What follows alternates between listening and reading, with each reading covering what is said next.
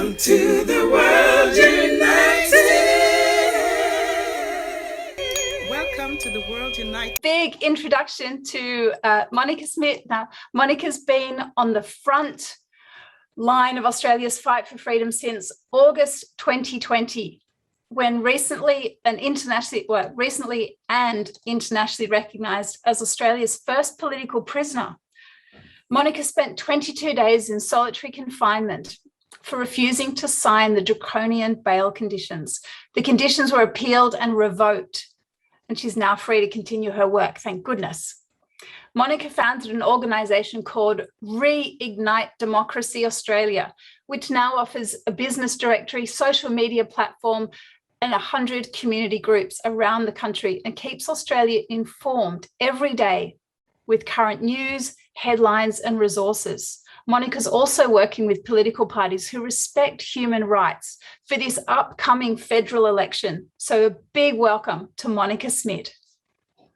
Thank you so much for having me. It's really great. I have no idea where the audience is all around the world. So thank you for taking the time to listen to my story and what I'd like to share with you. So thank you so much. So I'll just go straight into it.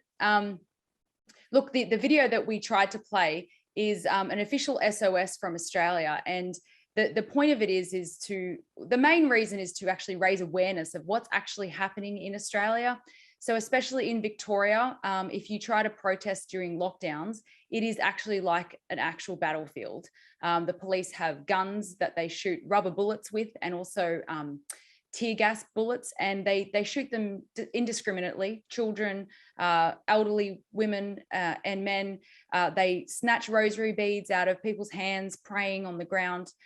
So it's a very dramatic video to explain what's really going on. And we're not expecting a country to come and save us necessarily, but it's to raise awareness of how bad it is. And a lot of people think that Australia is the tipping point. They think that for some reason, Australia has become the testing ground for the New World Order. It used to sound like a conspiracy theory, but now it really is not, because all I need to do is look outside and I know that it's happening. I'm in Victoria, Australia. So that is why we've created this event. Now, seeing that I am on bail right now, and my bail conditions are very basic. I just have to follow the Chief Health Officer directions, which every Victorian is supposed to follow. But if I get caught not following those directions, I will go to prison for 3 months with no appeal and no questions asked. So if I organise a protest in my own country, I will go to prison for 3 months. That is part of the bail conditions. And so that is why I have organised a worldwide protest, because that's the only thing that I can do with my voice. And they tried to silence me, and it did the exact opposite. It's actually given me a bigger voice and an international profile. So I'm using that new international profile to help raise awareness for Australia. But it's not just about Australia, it's about the whole world. Because if Australia is the tipping point, if it is the tip of the spear, then whatever happens in Victoria, Melbourne, and Australia is going to happen all over the world. So it's not just our fight, it's a global fight. So if you can support Australia and get us help us raise awareness and create pressure for our political leaders, economically and otherwise, then maybe we can beat this, and then we can stop it from coming to your country, wherever you are. So that is the point. On the 4th of December, we're asking citizens to go to their local, to the closest Australian embassy or consulate to protest on our behalf, because over here it's considered illegal to protest now. So we can't do it for ourselves. So please get involved if you can. If you have a social media platform, or if you are a media outlet, or if you know members of parliament in other countries, please share it with them. The website is reignitedemocracyaustralia.com.au/SOS. All the instructions are there, and everything that you can do to support the event is there. We've already had word from Portugal, Finland, and other countries, states in America, that they will be supporting the event. And the video only went out under 24 hours ago. So pretty exciting times, and I hope it does something.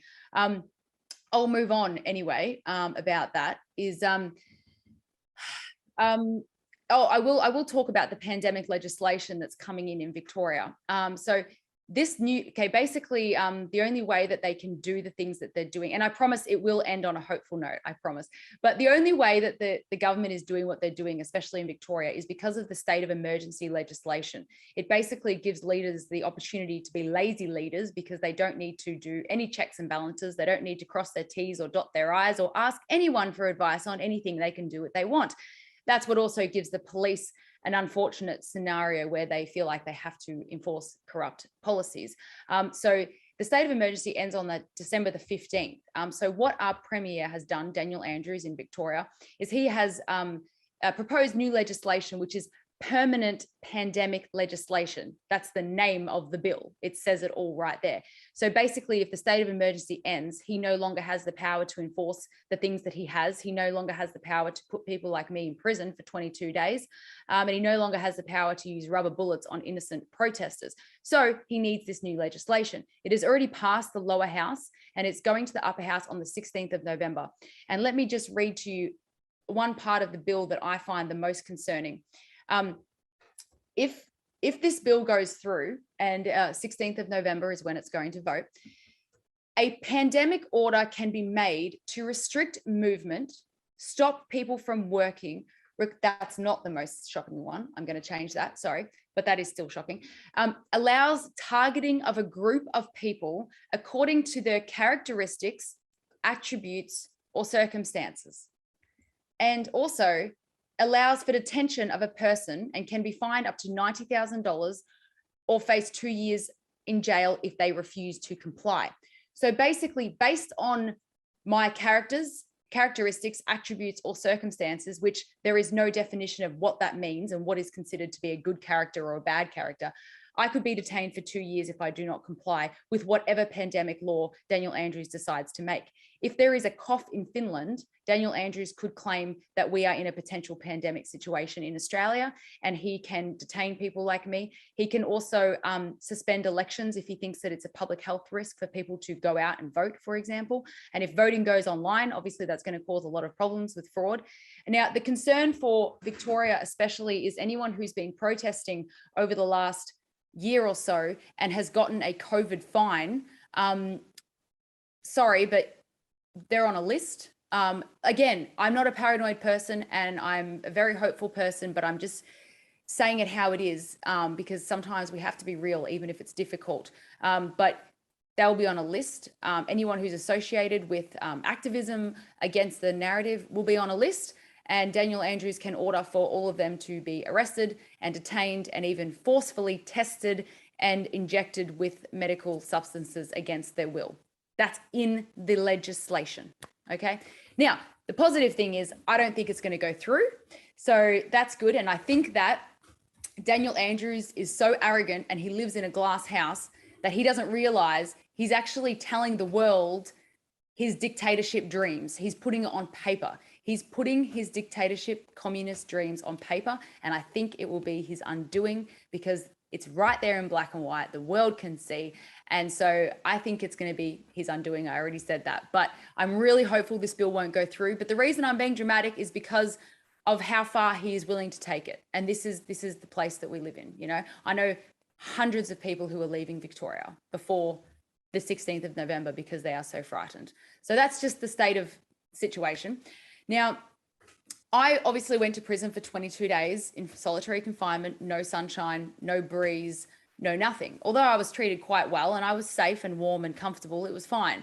But the fact that that can happen to a law-abiding, tax-paying citizen like myself is a concern for other people. And, you know, the original bail conditions, just so that the audience understands, is that I, at the time, had 7 staff. I had 100 community groups around the country. The bail conditions wanted me to close it all, okay? 1 year of organization, 1 year of work, 12, 14-hour days, 7 staff, 100 community groups that are empowering each other. They wanted me to delete it all. And the magistrate signed off on that. The magistrate thought that that was acceptable. That's why I went to prison. I didn't go to prison for the charge itself. I went to prison because I refused the bail conditions, as explained at the beginning. We got all those taken out, which is great. But what I want to say, and this is where my encouraging will start, is what I want people to take from my story is the jail part of my story is not to feel sorry for me or think that I'm a hero or whatever. I mean, you can think what you want, of course, but what it really is that, you know, we actually all have more strength inside of us than we realize. It's when we're confronted with something that we realize, oh my gosh, I can do this. No, I can do this. Oh, I can do that too, right? You know, our ancestors, they died for democracy. They died for the freedom that we have today. And all I had to do was sit in a cushy cell for 22 days. Like, it's not a big deal. Our battle is actually easy compared to what our ancestors went through. So when you're feeling emotionally drained, that the difference is obviously we're going through a psychological warfare, so it's harder to touch and feel and see because it's in the head. So it is a different war than our ancestors, and it's hard to compare the difference between physical pain and emotional pain, but we do have it easy at this point. We're not being killed. And so when you're feeling down and overwhelmed, just remember what our ancestors gave up. And a lot of our ancestors died in concrete cells alone. No one knows their name. No one wrote a book about them. No one posted their face on social media. No one knows who they are. And they gave up their life for us. So I take a lot of inspiration from my ancestors in that way.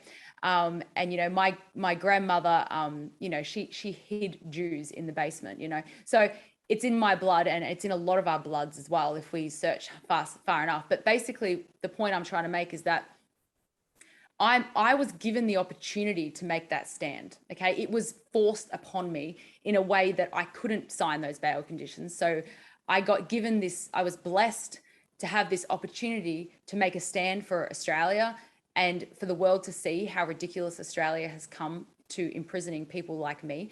I was given that opportunity because of my lifestyle. I don't have any children. I have a supportive fiance, family, etc. Not everyone is expected to do something big like that. No one expects that of you.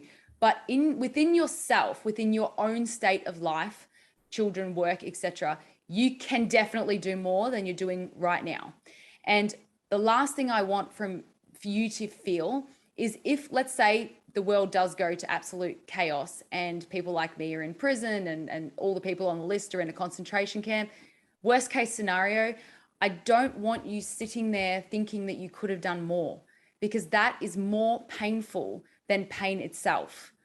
And I don't want that for you. So in your own lifestyle, please reach inside yourself, find the strength that you already have, and just start practicing it. You will love the person that you've become once you start practicing your conviction. Everyone around you will respect you more and appreciate you more, even if it's confronting that you're finding your strength, because usually the pendulum, when you find some strength, the pendulum goes a bit far the other way and you're like maybe too strong, and then you've got to come back a little bit. That's why you've got to start practicing where your lines are, where your conviction is, what you're willing to do and what you're not willing to do. If you decide that you are not willing to do A, B, and C, you have absolute peace and freedom, because you've decided that I don't care what happens to me, I'm not doing that. Okay, so start deciding now within yourself, write it down, do whatever you need, but find your conviction, start using it. And I'm going to finish pretty soon. And I came up with a quote in prison, which was, during times of psychological warfare, collective courage of conviction will be our strongest weapon. At the moment, the battle is not blood and guts and swords, you know, it's all psychological. So I feel that if we psychologically fight back by being stronger than them and by not letting them break us, I think that we've got a really good chance. Everything that's happened in Australia over the last 2 years is about breaking our spirit and our mind and our soul. You know, like they tried to break me by putting me in prison or giving me bad bail conditions. And the best feeling is when you fight that back and you say, no, I'm better than that. You can't make me scared. You can't control me, etc. So if we together, if more people can have courage of conviction, we're definitely going to have a good shot. The last thing I'm going to talk about is, at the end of the last session, someone mentioned together we can.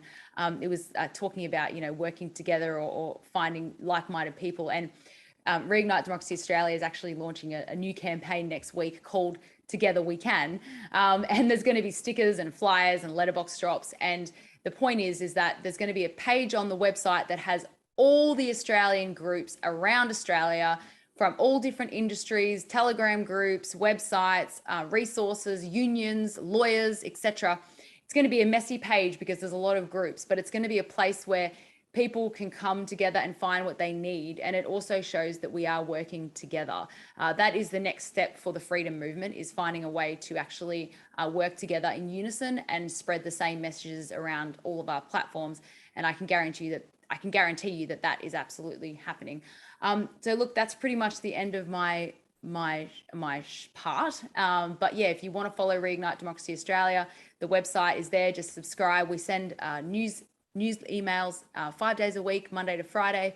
The website's getting a lot of traction, a lot of great articles on there. So thank you so much for having me. And I hope that I have inspired just one person just a little bit today.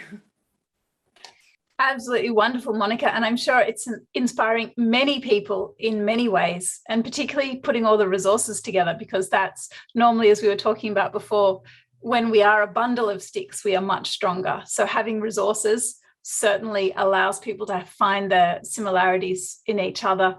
And that's what I've seen through this time as well. People who may not have in the past found alignment with each other, and now finding alignment, as you're saying, with a much bigger picture, the freedom of choice, the freedom of who we are, the freedom of how we live.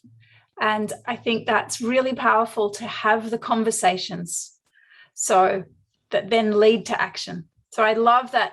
I love the that question as well, for each of us to have a look, what are the things that we say is the line that can't be crossed? And we look forward to more of that in the panel time as well.